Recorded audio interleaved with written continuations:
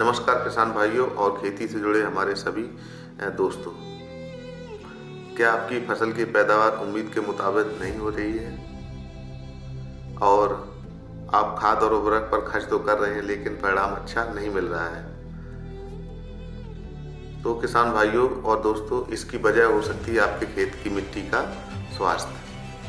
आज हम जानेंगे कि मिट्टी की जांच और या सॉइल टेस्टिंग क्यों ज़रूरी है और आपकी खेती को कैसे बदल सकती है। किसान भाइयों, यह बहुत ही ज़रूरी है मिट्टी की जांच करना, और इसी के बारे में आज हम आपको अपने वीडियो में जानकारी देंगे, तो चैनल पर बने रहिए। मिट्टी की जांच आपके खेत के लिए एक ब्लड टेस्ट की तरह होती है। यह मिट्टी की बताती है कि मिट्टी में कौन से पोषक तत्व की कमी है और कितनी मात्रा में कौन पोषक तत्व देना है।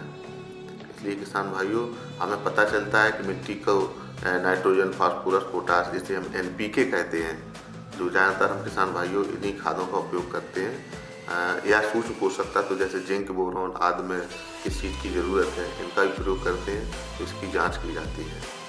इसका सबसे बड़ा फ़ायदा किसान भाइयों यह है कि आप ज़रूरत से ज़्यादा या कम खाद डालने से बचते हैं।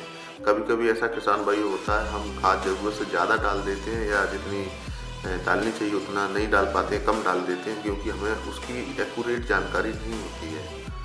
तो मिट्टी इसलिए इससे आपका लागत खर्चा कम होता है।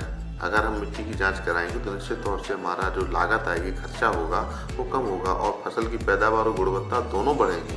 जब हम जितना आवश्यक है उतना उर्वरक और पोषक तत्व डालेंगे तो उससे ये होगा कि हमारा जो है लागत कम आएगी और उत्पादन और उत्पादकता दोनों अच्छा होगा।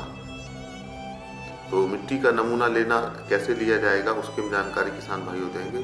तो पहला कदम है आपका मिट्टी का नमूना लेना, सबसे ज़रूरी कदम है। अगर नमूना सही नहीं हुआ तो पूरी जांच बेकार हो जाएगी। इसलिए किसान भाइयों, मिट्टी की जांच कराना और मिट्टी का नमूना लेना ये प्रथम और सबसे आवश्यक जानकारी होती है। इसके लिए एक आपको फावड़ा लेना है, एक साफ बाल्टी ले लेंगे और मार्किंग वाला एक कपड़ा ले लेंगे या प्लास्टिक बैग लेंगे, जिसमें हम अपना जो मृदा नमूना है उसको कलेक्ट करेंगे। उसके बाद दूसरा कदम रहेगा किसान भाइयों, खेत के मेड़ों और खाद का ढेर होता है। जैसे कहीं पर हम अपना गांव में एक कोने में गोबर की खाद रखने के लिए पशुओं का जो अपशिष्ट होता है उसको रख देते हैं, इसलिए उस जगह को छोड़ देना है। नंबर 1 मेड़ों के किनारे से, नंबर 2 खाद का गड्ढा से, और तीसरा रहेगा वृक्षों या पेड़ पौधों के नीचे से मिट्टी नहीं लेंगे। और उसके बाद दूसरा कदम रहता है खेत में Z या V आकार में चलकर, या Z आकार में जाएंगे या V आकार में जाएंगे। तो ऐसे जाते हुए हम चलकर 10 से 15 अलग अलग बिंदुओं में नमूना लेंगे।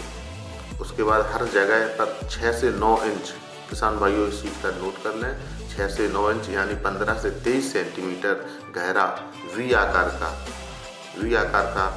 गड्ढा खोदेंगे। ऊपर की घास फूस और मिट्टी को हटा देंगे। इसके बाद मिट्टी का नमूना लेने की तैयारी शुरू हो जाती है। अब गड्ढे को एक तरफ से ऊपर से नीचे तक, यानी जैसे V आकार का गड्ढा हो गया है, इसमें एक साइड से नीचे तक एक समान मोटी परत में मिट्टी निकालेंगे, एक समान मोटी परत में। 10 से 15 जगह पर जो लिया गया मिट्टी का नमूना है उसको एक साफ बाल्टी में अच्छी तरह से मिला लें और इस मिश्रण को 4 हिस्सों में बांट लेंगे। एक अच्छा सा प्लेटफॉर्म तैयार करके या कहीं कोई भी साफ सुथरी अच्छी साफ जगह में सभी मिट्टी को एक साथ उड़ेल कर, मिट्टी जो भी हमने बाल्टी में इकट्ठी की है उसको एक जगह पर रख के उसको मिला लेंगे अच्छे से। उसको 4 हिस्सों में बांटेंगे और आमने सामने के 2 हिस्सों को हटाते जाएंगे। इस विधि को क्वार्टरिंग मेथड कहते हैं। इस प्रक्रिया को तब तक दोहराएं जब तक आपके पास लगभग 500 ग्राम मिट्टी ना बच जाए, और यह प्रक्रिया हम लगातार दोहराते जाएंगे। हमारे पास मात्र 500 ग्राम मिट्टी बचनी चाहिए। इस अंतिम नमूने को एक साफ बैग या एक साफ बैग थैले में डालेंगे और उस पर किसान का नाम और किसान के नाम के साथ साथ पता पूरा रहेगा, राजस्व ग्राम का नाम रहेगा, कौन सा खेत है उसका खेत का निशान का नाम रहेगा। जैसे ट्यूबवेल वाला खेत होता है, कहीं और कोई खेत होता है जिसका कुछ हम पहचान होती है, विशिष्ट पहचान, कि वो खेत का ये नमूना है, उसको लिखेंगे।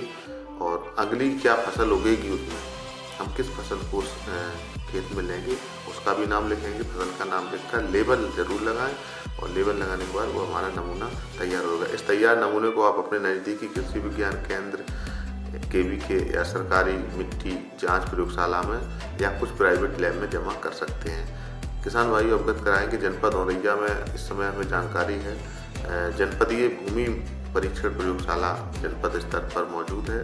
आप अपना मृदा नमूना वहाँ पर जमा कर सकते हैं। जांच में लगभग 7 से 10 दिन का समय लग सकता है। मिट्टी की जांच होगी, 7 से 10 दिन का समय लग सकता है और रिपोर्ट में सबसे पहले मिट्टी का pH मान देखा जाता है। किसान भाइयों मिट्टी में रिपोर्ट में मिट्टी का pH मान देखा जाता है। यह बताता है कि मिट्टी अम्लीय, क्षारीय है या उदासीन है, जिसको अंग्रेजी में एसिडिक, एल्कलाइन या न्यूट्रल कहते हैं। ज़्यादातर फसलें उदासीन मिट्टी या न्यूट्रल में होती हैं, जिसका pH मान 6.5 से 7.5 के बीच में होता है। यह मिट्टी बहुत ही अच्छी मानी जाती है और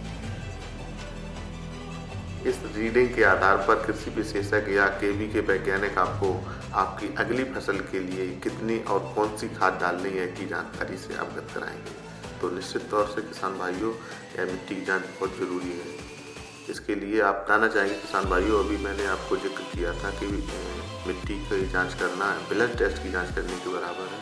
तो इसलिए किसान भाइयों बताया गया है कि जब हम बीमार होते हैं तो अपना ब्लड की जांच कराते हैं, तब डॉक्टर सलाह देते हैं कि कौन सी दवाई हमें किस मात्रा में लेनी है और कितना लेनी है।